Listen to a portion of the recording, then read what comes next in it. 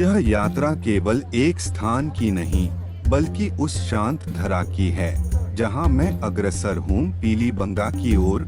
यह यात्रा आरंभ होती है उस क्षण से जब मैं रेलगाड़ी में खिड़की के समीप बैठा बाहर दूर तक फैले हुए खेतों को निहार रहा था। ये खेत कटाई के पश्चात शांत पड़े थे, हरियाली विलुप्त हो चुकी थी।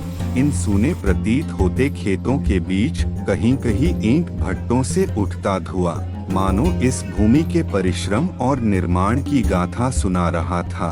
धीरे धीरे रेलगाड़ी की गति मंद होने लगी। यह संकेत था कि मैं अपने गंतव्य पीलीबंगा के समीप पहुंच चुका हूं और कुछ ही क्षणों में मैंने उस धरती पर अपना पहला कदम रखा।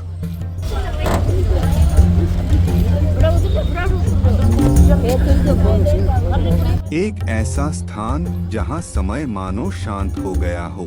रेलवे स्टेशन से बाहर निकलते ही मेरी दृष्टि एक पंक्ति पर पड़ी, आई लव येलो सिटी।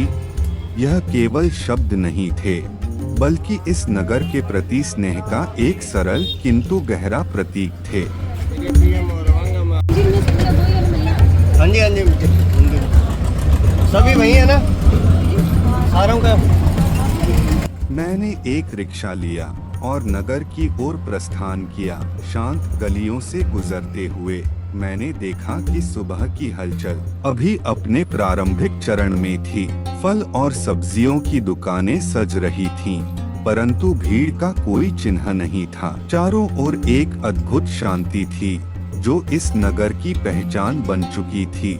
आगे बढ़ते हुए मैं बाजार की मुख्य गलियों में पहुंचा, जहां बिस्कुट, वस्त्र और दैनिक जीवन की वस्तुओं से सजी दुकानें अपनी उपस्थिति दर्शा रही थीं। परंतु आश्चर्य यह था कि इतनी सजीवता के मध्य भी बाजार अत्यंत शांत था।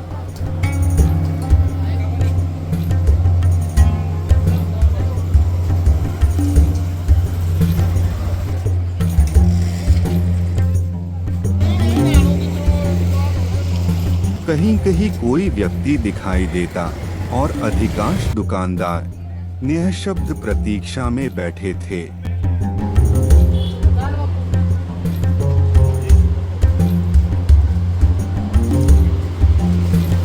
उस निस्तब्धता में भी एक अनुपम सौंदर्य छुपा हुआ था।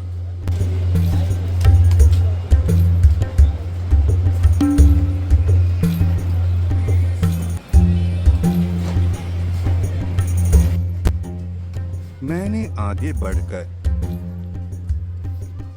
चूड़ी और बिंदी की छोटी छोटी दुकानों को देखा, जहां कुछ महिलाएं बैठी थीं और वे अस्थायी सी प्रतीत होने वाली दुकानें भी अपने भीतर एक विशेष आकर्षण समेटे हुए थीं। यह दृश्य इस नगर के सरल और सजीव जीवन का परिचायक था।